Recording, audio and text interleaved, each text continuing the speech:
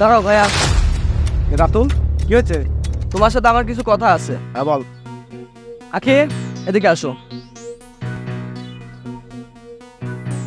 এটা কে? ভাইয়া, আমি তোমাকে না জানিয়ে বিয়ে করে ফেলছি। রাতুল, তুই আমাকে না জানিয়ে বিয়ে করছিস, তারপরেও আবার আমার সামনে কথা বলতেছিস? কেন ভাইয়া, তুমি তো এটাই চাইছিলা যে আমাকে বিয়ে দিতে। তুমি তো অনেক দিন ধরে বলছো যে একটা বিয়ে কর, একটা বিয়ে কর। এই জন্য আমি বিয়ে করে ফেলছি। রাতুল, আমি তোকে বিয়ে দিতে চাইছি, তবে আমার মতো করে। এই মেয়েটার পরিচয় কি? ভাইয়া, ওর বাবা মা কেউ নেই, একটা গরিব পরিবারের মেয়ে, আর আমি ওকে ভালোবেসে বিয়ে করছি। হ্যাঁ, এটাই তো আমার ভাই, একেবারে দয়ের সাগর। মানে যত মায়া মমতা যা কিছু আছে সব কিছু তোর মধ্যে। এই পৃথিবীর আর কোনো ভাইয়ের মধ্যে নাই তো। এরকম একটা এতিম ফকিন্নির বাচ্চাকে তো টেনে নিয়ে আসবে আমার বাড়িতে। আমার তো অর্থ সম্পদের কোনো অভাব নাই, তাই না? আমার সামনে এসে একটা ফকিন্নির বাচ্চাকে নিয়ে এসে বলতেছিস আমি একে বিয়ে করে নিয়ে আসি। রাতুল, তুই কি করে ভাবলি যে এরকম একটা গরিব ঘরের মেয়েকে আমার বাড়ির বউ বানাবো? না, আমি কখনোই মানতে পারবো না। আমি তো চেয়েছিলাম আমার ভাইকে আমার মতো করে বিয়ে দেব, এবং আমার আমার সেই বন্ধুর বোনের সাথে বিয়ে দেব। রাতুল, তুই তুই এই মেয়েটাকে যেখান থেকে নিয়ে আসছিস ওখানে বিদায় করে দিয়া। দেখো ভাইয়া, আমি এটা পারবো না। আমি ওকে অনেক ভালোবাসি, আর আমি ওকে ভালোবেসে বিয়ে করছি। আর আমাদের তো অর্থ সম্পদ অভাব নাই, আর তার কিছু নাই, ঠিক আছে, সে তো ভালো মেয়ে। তুমি ওকে না দেখে না বিচার করে, তুমি ওর ফ্যামিলি ব্যাকগ্রাউন্ড দেখে তুমি তাকে বিচার করছো, এটা তো হয় না ভাইয়া। না, তা হবে কেন? আমাদের তো অর্থ সম্পদের অভাব নাই। আমি তো বলছি এই অর্থ সম্পদ করতে কত পরিশ্রম হয়েছে তুই কি জানিস? আরে তুই তো সারাদিন আলে টালে এখানে ওখানে এইসব বাজে ছেলেপেলেদের সাথে ঘুরিস। তুই কি করে বুঝবি যে অর্থ সম্পদের মূল্য কতটুকু? তুই কি করে বুঝবি যে অর্থ সম্পদ আসলো কোত্থেকে? এখন ফকির মিসকিনের মেয়েকে টেনে নিয়ে আসছিস আমার বাড়িতে, আমি সেটা মানবো না কখনো। আমি কখনোই তা মানতে পারবো না। তুই এখনই আমার চোখের সামনে থেকে, তুই এখন আমার এই চোখের সামনে থেকে এই মেয়েটাকে নিয়ে বের হয়ে যাবি, এবং ওকে রেখে আসবি। রেখে আমার যেই ছোট্ট ভাইটা, আদরের ভাইটা, তুই এই আদরের ভাই হয়ে আমার বাড়িতে আসবি। শোনো ভাইয়া, তুমি আমার বড় ভাই, এই কারণে এতক্ষণ ধরে তোমার অনেক কথা সহ্য করেছি।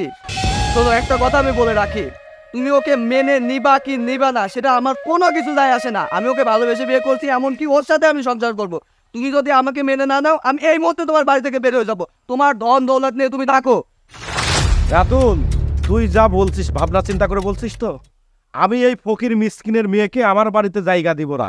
আমি তোকে সুযোগ দিচ্ছি, তুই ভালো করে ভাব।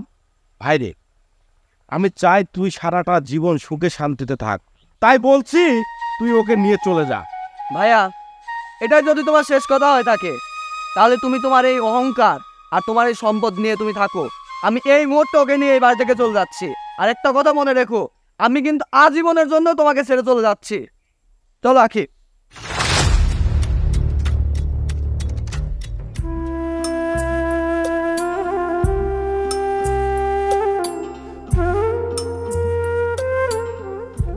রাতুল, আমাকে নিয়ে এখন তুমি কোথায় যাবা? আমি ওইটাই চিন্তা করতেছি। তুমি তো জানো যে ভাইয়া ছাড়া আমার এই দুকুলে আর কেউ নাই। এখন কোথায় উঠবো, কি খাবো, কি করব, কিছুই বুঝে পাচ্ছি না। তোমার ভাইয়ার কথা শুনলেই হয়তো তোমার ভালো হতো। আমাকে রেখে আসলেই তুমি তো তোমার বাড়িতে থাকতে পারতা। আরে, আমার ভাইয়া এমনি মনের দিক থেকে অনেক ভালো। এখন রাগের মাথায় হয়তো আমাকে বাড়ি থেকে বের করে দিছে। দেখো, ভাই রাগ কমলে ঠিকই আবার আমাদেরকে বাসায় তুলবে। আচ্ছা চলো, এখন কথা না বাড়ায় এখন একটা ব্যবস্থা করি।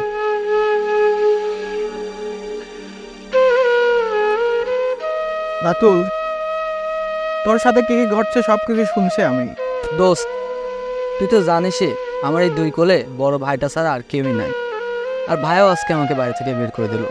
আল্লাহর দুনিয়ায় যার কেউ নাই তার আল্লাহ আছে।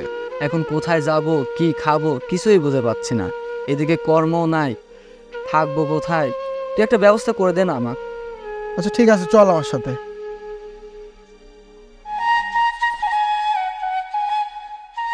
দেখো আফে, এই নাটকটা আমাদের লাইফের সাথে একবারে মিলে গেছে। কি নাটক গো? এই নাটকের নাম হচ্ছে সুখ পাখি। জানো, এই সুখ পাখি নাটকটা না আমিও দেখছি। আর এই নাটকের লাস্ট দৃশ্য দেখে আমার চোখ দিয়ে না পানি বের হয়ে গেছিল, এত কষ্ট। হ্যাঁ দেখো, একেবারে আমাদের মতোই কাহিনী। কি ব্যাপার, তুমি খাচ্ছ না কেন? খাও।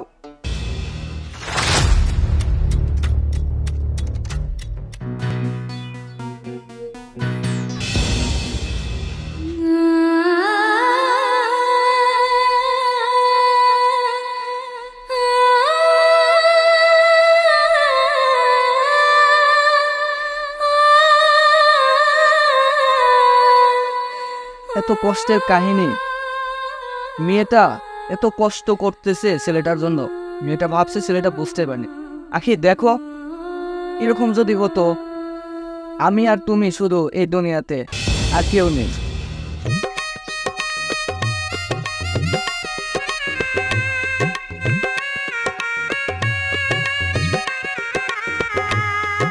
কি ব্যাপার আখি, তুমি খাচ্ছ না? আমার দিকে এমন করে তাকিয়ে আছো কেন? রাতুল, আখি,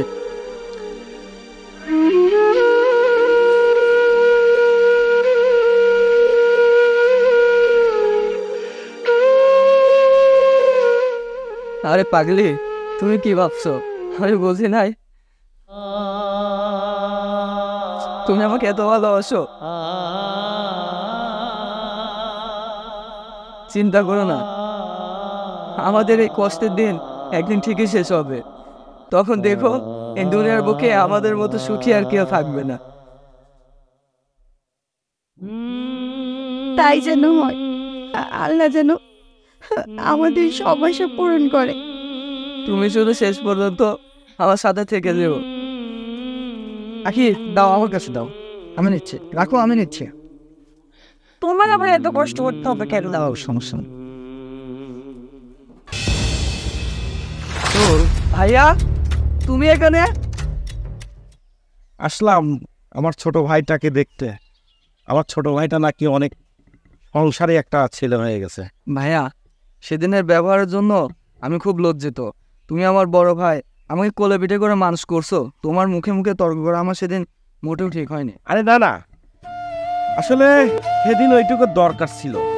আজকে সেদিন যদি আমি তোকে বাড়ি থেকে বের না করে দিতাম, তাহলে আজকে হয়তো এই ভালো দিনটা আমি দেখতে পেতাম না। মানে আমার ছোট ভাইটা, যার কাজ ছিল সারাদিন টোটো কোম্পানির ম্যানেজারের মতো ঘুরে বেড়ানো, যার কাজ ছিল আজে বাজে ছেলেপেলেদের সাথে বাজে আড্ডা দেওয়া, সেই ভাইটা আজকে নিজের হাতে পরিশ্রম করে আমার ভাইটার সংসার চালাচ্ছে। এত সুন্দর দৃশ্য দেখার জন্যই তো সেদিনকে তোকে বাড়ি থেকে বের করছে। আর এটা আমি শুধু আমার দ্বারাই সম্ভব হয়নি, সম্ভব হয়েছে আমার এই লক্ষ্মী ছোট বোন। তোকে হয়তো একটা কথা বলা হয়নি, তোকে সেদিনকে বাড়ি থেকে বের করে দিয়েছি একটা প্ল্যানিং, যে প্ল্যানিং এর সাথে জড়িত ছিল আমার এই ছোট বোনটা। আজকে ওর বুদ্ধিমতো যদি না চলতাম, তাহলে হয়তো তোর এই পরিবর্তনটা আমি দেখতে পেতাম না। ভাইয়া, আমি কিছু বুঝতে পারলাম না, তোমার প্ল্যানের সাথে ওর সম্পর্ক কিছুই বুঝলাম না ভাই। আমার সেই পছন্দের, এই যে আমি তোকে বলতাম না আমার পছন্দের একটা মেয়ে আছে, তোকে তাকে বিয়ে করতে হবে, তুই বারবার বলতি না আমি বিয়ে করতে পারবো না, বিয়ে করতে পারবো না। সেই পছন্দের মেয়েটা হলো। তার মানে আখি, তুমি গরিব ঘরের মেয়ে না? না, আমার চাইতেও অনেক বড় ব্যবসা আছে ওর বাবা ভাইয়ের। কিন্তু তুমি তো আমাকে বলছিলে তোমার বাবা মা কেউ নাই। হ্যাঁ বলছিলাম, শুধুমাত্র তোমাকে বোঝানোর জন্য। কারণ তুমি যেভাবে চলাফেরা করতে, ওইটা একটা মানুষের জীবন না। এতে ভাইয়ার মান সম্মান চলে যাচ্ছিল, ভাইয়াকে মানুষ অনেক কথা শোনাচ্ছিল শুধুমাত্র তোমার জন্য। তোমাকে বোঝানোর জন্য আমি আর ভাইয়া প্ল্যান করি, তারপরে এই যে এখন তুমি একটা ভালো কর্মজীবী ছেলে হয়ে গেছো। তার মানে এই সবই ছিল তোমার আর ভাইয়ার পরিকল্পিত প্ল্যান।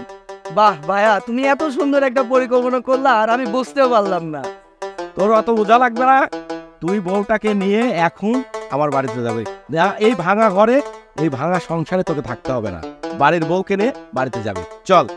না, কোথায় যাব? কার বাড়িতে যাব? কিসের জন্য যাব? কি বলো আখি?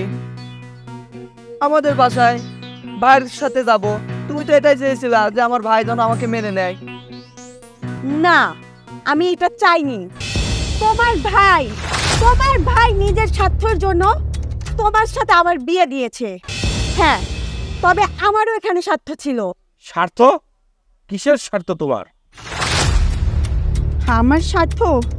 আমার বুকের ভিতর যে কষ্টটা, সে কষ্টটা কোথায় যাবে? তোমার বুকের ভেতর আবার কিসের কষ্ট? কিসের কষ্ট সেটা তোমার ভাই ভালো বলতে পারবে। মনে পড়ে ভাইয়া, কয়েক বছর আগে একটা নিষ্পাপ মেয়ে আপনাকে ভালোবেসেছিল। কি দোষ ছিল সেই মেয়েটার? সেই মেয়েটা আপনার থেকে কি চেয়েছিল? শুধু একটু ভালোবাসা। আর সেই মেয়েটাকে জানেন? আমার বোন, আমার মায়ের পেটের আমার আপন বোন।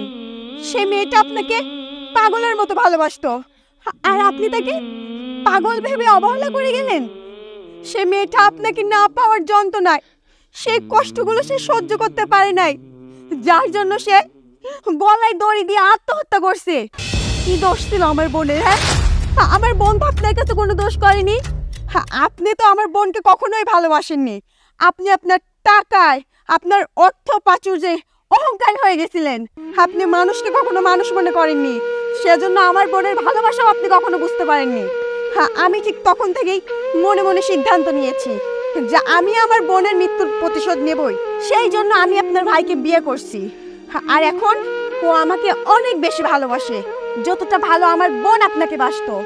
এখন না পারবে ও আমাকে ছাড়তে, না পারবে আমি চলে যাওয়াতে সে কষ্ট সহ্য করতে। আমি চলে গেলে এখন আপনার ভাইও আত্মহত্যা করতে বাধ্য হবে।